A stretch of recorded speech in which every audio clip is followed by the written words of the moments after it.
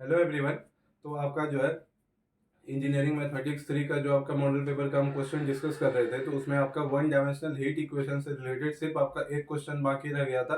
तो वो भी देखेंगे, इसके बाद आपका पूरा कंप्लीट हो जाएगा। ये सबसे लास्ट क्वेश्चन है, तो डायरेक्ट क्वेश्चन पे आते हैं। तो क्वेश्चन में गिवन है सॉल्व द इक्वेशन। जैसा आपको पता है कि स्टैंडर्ड फॉर्म में इक्वेशन दिया हुआ रहता है, वहां से हम लोग सी स्क्वायर का वैल्यू फाइंड करते हैं सब्जेक्ट टू द कंडीशन। कुछ आपका इनिशियल कंडीशन और बाउंड्री कंडीशन गिवन होता है। इनिशियल कंडीशन दिया हुआ है u of x, 0 equal to sine pi X, where 0 less than equal to x less than equal to 1। Boundary condition क्या है, u0 t equal to u1 t equal to 0। आपको पता है बाउंड्री कंडीशन की help से जब हम table draw करते हैं तो फर्स्ट कॉलम और लास्ट कॉलम का वैल्यू 0 हो जाता है। Carry out computation for two levels, इसका भी मतलब समझेंगे कि इसका मतलब क्या है।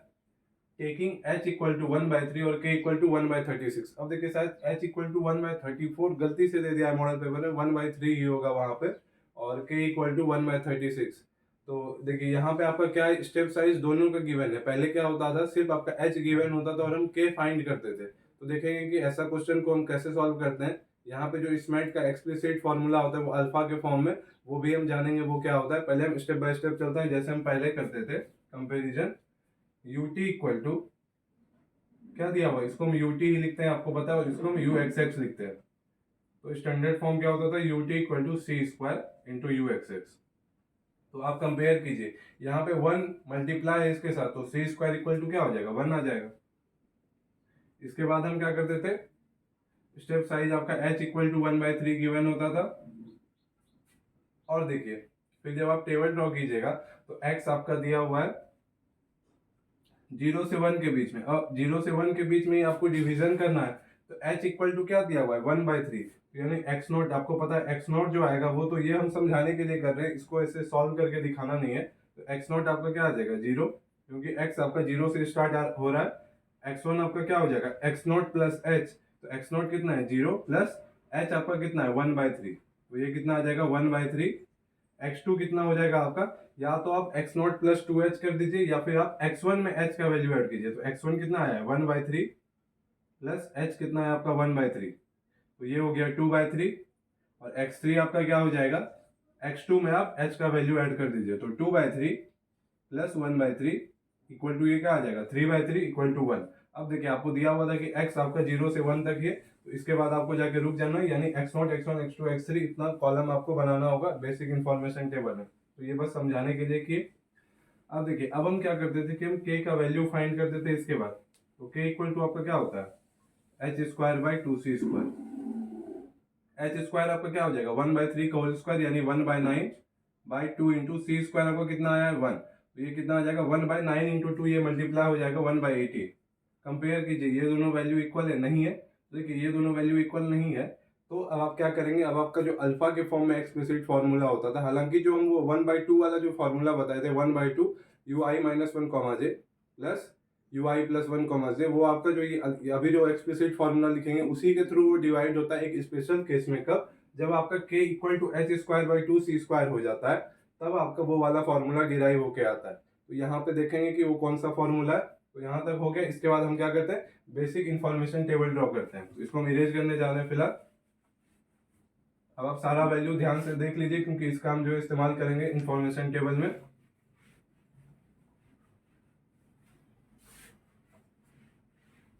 तो देखिए आपको पता है कि हम एक तरफ x का वैल्यू कंसीडर करते हैं, दूसरी ओर t का।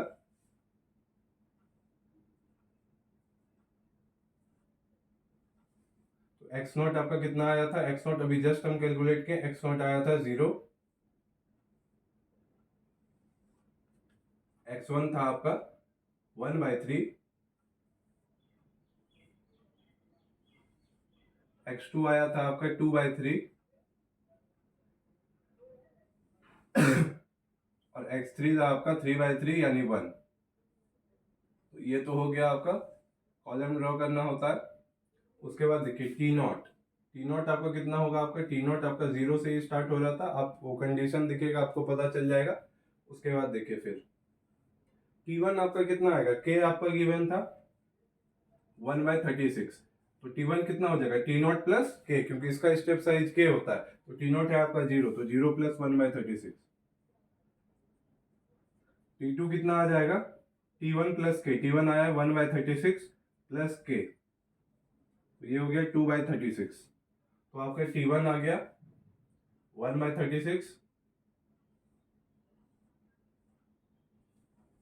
और आपका T2 हो गया 2/36। अब देखिए, अब कुछ लोग बोलेंगे कि हम जो यहाँ पे तो क्वेश्चन में गिवन है नहीं कि up to T equal to कहाँ तक जाना है, पहले तो पता होता था लेकिन इस बार तो पता है ही नहीं। जब आप क्वेश्चन में हम बोले थे कि ध्यान से पढ़िएगा, वहाँ पे कुछ ऐसा बोला था कैरी आउट टू कंप्यूटेशन या carry out computation for 2 levels. तो इसी को जो है लेवल 1 बोला जाता है, लेवल 1 है ये, और ये लेवल 2 है। तो इसीलिए अगर आपको लैंग्वेज में कुछ आपका कुछ ऐसा लिख देगा तो आपको कंफ्यूज नहीं होना, इसका मतलब यही था। अगर आपका लेवल 3 तक बोलता तो इसके बाद जो है हम एक और ऐड करते हैं यहाँ पे रो, तो आपको लेवल 2 तक बोला है तो यहीं पे आपको रुक जाना है। अब आपको पता है कि अब आप कैसे आप रो वाइज आप कैसे वैल्यू फाइंड करते हैं, starting from boundary condition, then first row, second row और एंड सो ऑन। एक फॉर्मूला होता है, उसी की हेल्प से हम वैल्यू फाइंड करते जाते हैं। तो देखिए यहाँ पे बहुत ही छोटा टेबल बना, अच्छी बात है, टाइम जितना कम लगे सॉल्व करने में वो तो अपने लिए अच्छा ही है। तो सबसे पहले हम क्या करते हैं, बाउंड्री कंडीशन अप्लाई करते हैं। बाउंड्री कंडीशन क्या है, u of 0, t equal to u of 1, t equal to 0। Question erase कर दिए, शायद यही था दिया हुआ, वेरीफाई भी करते हुए चलते हैं। हाँ बिल्कुल ठीक है, यही आपका दिया हुआ था क्वेश्चन में। तो देखिए u of 0, t equal to 0 है, इसके कारण आपका क्या होगा, ये वाला पूरा कॉलम जो ये पूरा 0 आता था। तो देखिए इसका जो है नाम होता है u0, 0। इस ब्लॉक का नाम हो जाएगा u0, 1 और ये u0, 2। फिर अगेन ये आपका u3, अब देखिए ये वाला वैल्यू यहाँ पे हम नहीं लिखते हैं, वो तो आपका स्पेशल केस ऐसा बन रहा था कि h इक्वल टू 1 रहता था दिया हुआ, तो ये आपका 0, 1, 2, 3 ऐसे चलते रहता था। हालांकि ये वाला जो 3 है, ये x3 का जो सबस्क्रिप्ट है उसका 3 है, ना कि ये आपका ये वाला वैल्यू है, तो इसमें आपको कंफ्यूज नहीं होना है। तो ये आपका u3, 0 इक्वल टू 0, u3, 1 ये इसके कारण हो रहा है, इस वाले कंडीशन के कारण, u1, t इक्वल टू 0 के कारण, u31 आपका 0 और u3, 2 इक्वल टू 0। तो ये हो गया आपका बाउंड्री कंडीशन यहाँ पे। अब देखिए अब हम क्या करते हैं रो वाइज, फर्स्ट रो जहां जैसा वहां करते थे यहाँ पे भी वही काम करना है। तो फर्स्ट रो में आपका एक आपका इनिशियल कंडीशन गिवन होता था क्या, u of x, 0 equal to f of x, कुछ ऐसा इनिशियल कंडीशन गिवन होता था। और यहाँ पे भी दिया गया है क्या, u of x, 0 equal to sine pi x। तो अब हम क्या करेंगे, one by one value find करेंगे। तो ये हो गया आपका u1, 0 और ये है आपका u2, 0। तो u1, 0, अब देखिए कंफ्यूजन क्या होता है, पहले जो हम यहाँ पे u1, 0 लिखते थे तो उस केस में ये आपका x का भी वैल्यू, पर्टिकुलर वैल्यू यहाँ पे 1 ही होता था। अब यहाँ पे u1, 0 फाइंड कर रहे हैं तो आप ये वाला 1 यहाँ पे इस x की जगह पे 1 नहीं रख दीजिएगा, क्योंकि आपको पता है कि हम क्या फाइंड कर रहे हैं, ux1, 0 हम फाइंड कर रहे हैं, x1 का वैल्यू वहाँ पे 1 होता था, इसलिए हम वहाँ पे डायरेक्ट लिख देते थे। लेकिन यहाँ पे x1 का वैल्यू देखिए क्या है, 1/3 है, तो आपको x के जगह पे 1/3 रखना है। यहाँ पे आप गलती करने से बचिएगा। तो ये क्या हो जाएगा, साइन पाई इंटू 1/3, ये साइन पाई/3। अब यहाँ पे सबसे बड़ा कंफ्यूजन डिग्री और रेडियन का। आपको पता है कि pi radian equal to 180 degree होता है, pi radian, radian short form में लिख रहे हैं, इक्वल टू 180 डिग्री, यह आपको पता है। तो अगर आपका कैलकुलेटर का आप देखिएगा कैलकुलेटर का स्क्रीन पे आपका जो है ऊपर में लिखा हुआ रहता है आर या फिर डी, तो अगर आपका वो डिग्री में, तो आपको वैसे 12 क्लास में पता है कि पाई/3 आपका 60 डिग्री होता है। तो ठीक है, तब आप साइन 60 टाइप कीजिएगा, साइन 60 डिग्री अगर आपका डिग्री में है, और ये आपको वैल्यू दे देगा क्या, √3/2, 0.8660। डेसिमल के बाद हम 4 ही प्लेस कंसीडर करते हैं, तो ये वैल्यू आपका 0.8660 आ जाएगा। ठीक है, उसके बाद देखिए फिर डेसिमल के बाद जीरो का कोई मतलब बनता है नहीं, तो आप हटा दीजिएगा, ये वाला जीरो आप हटा सकते हैं। उसके बाद देखिए अगर आपका जो है वो आपका स्क्रीन पे अगर आपका उसमें है रेडियन में, तब आप साइन पाई/3 ही टाइप करेंगे वहां पे। अब आप पाई के जगह पे उतना भी होशियारी नहीं दिखाइएगा कि पाई के जगह पे हम 22/7 या 3.14, हालांकि वैल्यू वही आएगा अगर आप रेडियन में लिखे, लेकिन आपके कैलकुलेटर में ये फैसिलिटी है कि आप पाई टाइप कर सकते हैं। होगा क्या कि आप 22/7 या वो रखिएगा, कुछ वैल्यू में ऊपर नीचे हो सकता है, थोड़ा सा चेंजेस आएगा, ज्यादा नहीं होगा, लेकिन आप पाई टाइप कर सकते हैं, आपके कैलकुलेटर में होता है। आप शिफ्ट दबा करके वो बटन दबाते हैं तो शायद पाई आप टाइप कर सकते हैं। तो अगर आप पाई टाइप कर रहे हैं तो आपको वैल्यू देखना होगा कि वो जो स्क्रीन है उस पर आपका रेडियन में होना चाहिए। लेकिन अगर आप पाई के जगह पे 180 डिग्री, अगर आपका डिग्री सेटअप में है, तो आप डिग्री में अगर रखना चाह रहे हैं तो पाई के जगह पे आप 180 डिग्री रख दीजिएगा। ये गलती बहुत बच्चे करते हैं, तो ये ध्यान रखिएगा। तो ये u1, 0 आ गया। अब हम क्या करेंगे, u x2 कमा 0 देखते हैं। तो देखिए x2 का वैल्यू कितना है आपका 2/3 है, तो x के जगह पे अब क्या हो जाएगा 2/3, यानी ये आपका क्या हो जाएगा साइन पाई इंटू 2/3 यानी 2π/3। अब अगेन आप जो है कैलकुलेटर में करके देखिएगा जिसमें भी आपका मन है। वैसे अगर आप जो है पाई की जगह पे एक 180 डिग्री रखिएगा तो 180 इंटू 2 हो गया 360, 360/3 आपका हो जाएगा 120, और साइन 120 डिग्री अगर डिग्री में। लेकिन अगर आपका रेडियन में है तो आप डायरेक्ट टाइप कर लीजिए। हालांकि हम तो कुछ और ही करेंगे, क्योंकि हम तो यहाँ पे बेसिक जो ट्रिग्नोमेट्री का स्किल है, जो फॉर्मूला है वो हमको याद है। देखिए अगर हम इसको ये लिख दें साइन ऑफ पाई माइनस पाई/3, कोई फर्क नहीं पड़ेगा, क्योंकि ये आपका 3π माइनस पाई/3 आपको क्या देगा 2π/3 ही देगा। तो इसी को हम इस फॉर्म में भी लिख सकते हैं। और sine of pi minus theta, sine of pi minus theta sine theta होता है, यानी अगेन ये साइन पाई/3 ही दे रहा है। और साइन पाई/3 अभी जस्ट यहाँ पे फाइंड किए √3/2, और √3/2 कितना, आप लोग कैलकुलेटर से कीजिएगा, क्योंकि हमको पता है कि बहुत बच्चों को फॉर्मूला याद नहीं रहता है ज्यादा फॉर्मूला, तो आप लोग कैलकुलेटर की हेल्प से कीजिएगा। तो ये आपका हो गया फर्स्ट रो का, यहाँ पे काम समाप्त होता है। अब सेकेंड रो और थर्ड रो का देखते हैं। तो यहाँ पे जो है आपका बाप एक्सप्लिसिट फॉर्मूला जो होता है वो किस फॉर्म में होता है, अल्फा के फॉर्म में, वो हम लिखने जा रहे हैं।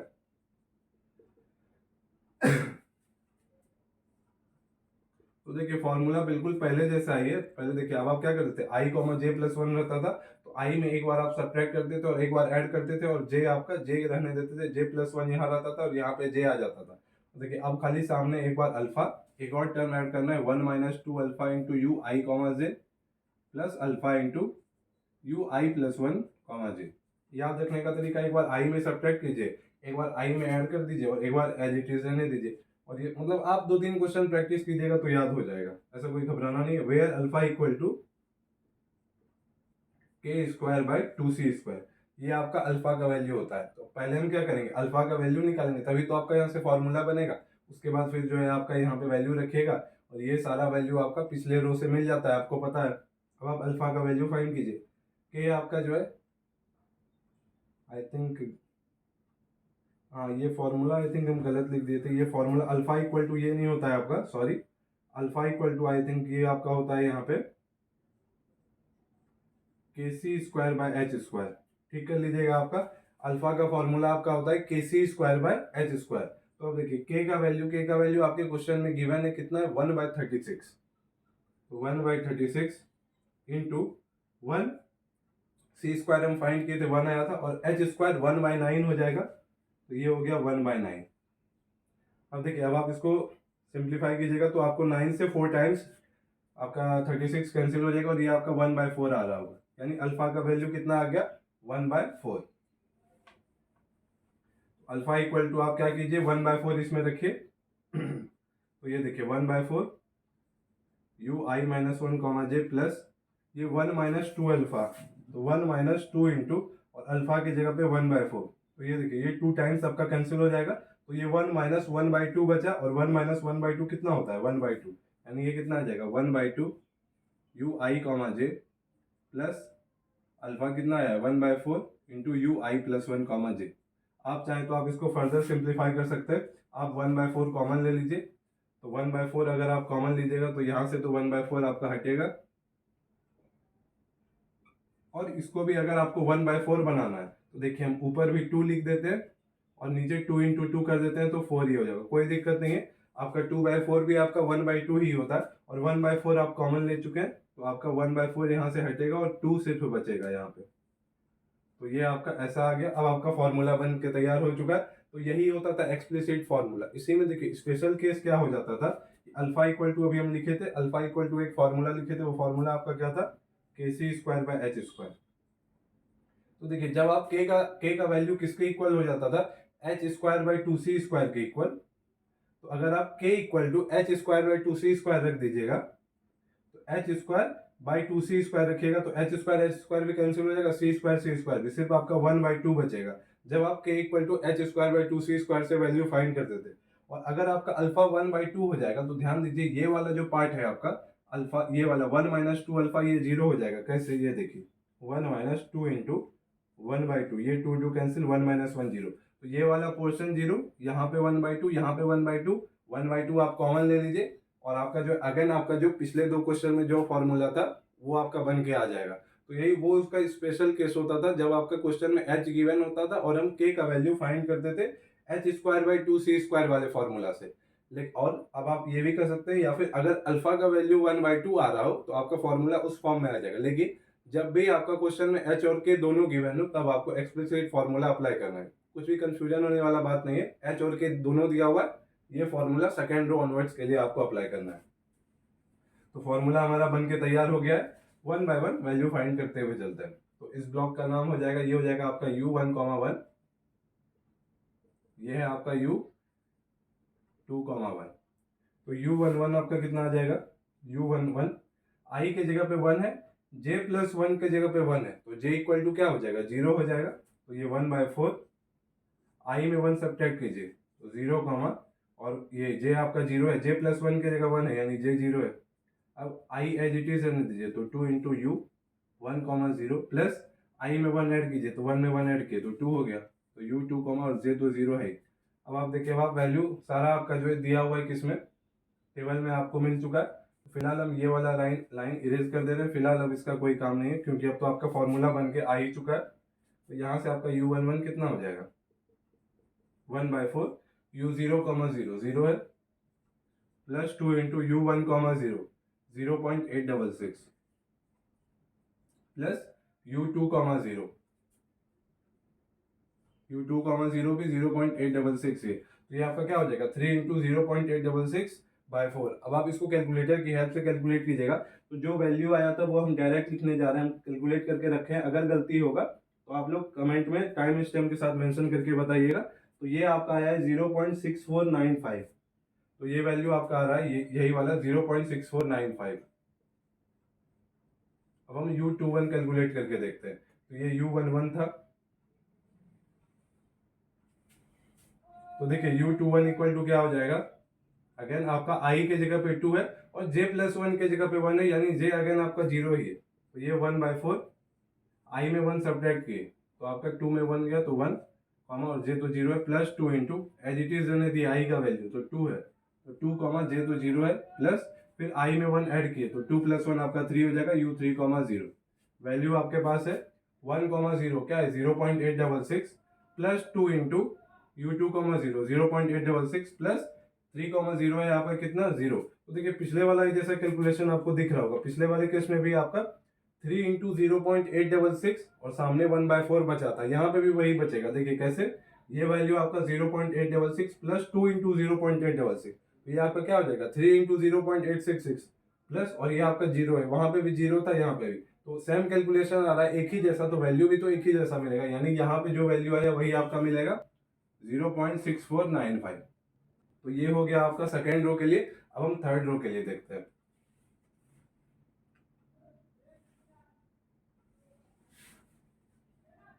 तो हम थर्ड रो में वैल्यू कैलकुलेट करेंगे। तो थर्ड रो में सबसे पहले हम किसका करेंगे, u, इसका नाम क्या हो जाएगा u1,2, और इस ब्लॉक का u2,2। तो देखते हैं 1 बाय 1। तो ये आपका क्या हो जाएगा u1,2 इक्वल टू, अब देखिए i के जगह पे 1 है और j+1 के जगह पे 2 है, यानी j इक्वल टू क्या आ जाएगा 1 आ जाएगा, तो 1/4, i में 1 सब्ट्रैक्ट कर दीजिए तो u0,1 plus 2 into i as it is रहने दीजिए, तो 1, और j तो आपका 1 मिला ही है, प्लस i में 1 ऐड कर दीजिए तो u 1 + 1 2 हो जाएगा 2,1। वैल्यू आपके टेबल में दिया हुआ है, सब्स्टिट्यूट कर दीजिए, तो ये आपका 1/4, यहाँ पे लिख देते हैं, थोड़ा सा स्पेस का प्रॉब्लम है, ये हो गया आपका 1/4, u0,1 क्या है 0, प्लस 2 इंटू u1,1 क्या है 0.6495, प्लस u2,1 कितना है आपका 0.6495। तो ये देखिए ये आपका कितना आ जाएगा 3 इंटू 0.6495, एक ही जैसा दिख रहा है तो ऐड हो जाएगा ये आपस में, 3 इंटू 0.6495 और सामने तो 1/4 है ही। तो आप इसको भी कैलकुलेटर की हेल्प से कीजिएगा, हम ऑलरेडी करके रखे हैं। तो ये वैल्यू आपका आ रहा होगा 0.487125 0.4871। आप चाहे तो यहीं पे छोड़ सकते हैं क्योंकि डेसिमल के बाद 4 ही डिजिट लेना है, लेकिन फिलहाल हम पूरा ही लिख दे रहे हैं। इसके अकॉर्डिंग ये वैल्यू हमको मिला है 0.487125, नहीं दिख रहा है तो हम बोल देते हैं फिर से 0.487125। तो ये हो गया आपका। अब आपका एक ही सबसे लास्ट बचा है u2, 2, तो वो भी देखते हैं।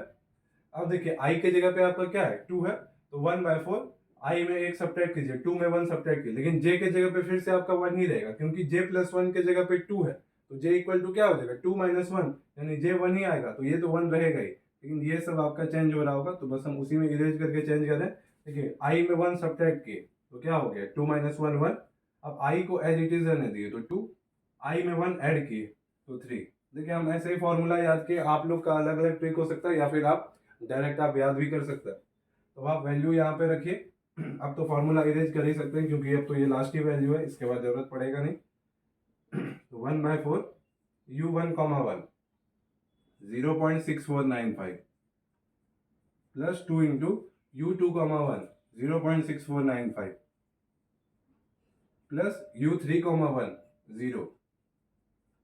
अब देखिए सेम आपका जो इसके लिए जो कैलकुलेशन वाला पार्ट था और इसका कैलकुलेशन वाला पार्ट एक ही जैसा दिख रहा है, मतलब 1/4 और ये 3 इंटू 0.6495। ऐसा ही आपका इसका कैलकुलेशन किए थे तो ऐसा ही आया था सेम टू सेम, तो वैल्यू भी तो सेम टू सेम ही आएगा, यानी 0.487125। तो यही था आपका। इसी तरह से क्वेश्चन को सॉल्व करना है। जब आपका एच और के दोनों क्वेश्चन में गिवन हो तो आपका अल्फा के फॉर्म में जो होता है आपका उस तरह से सॉल्व करना है। तो इस वीडियो को यहीं तक रहने देते हैं।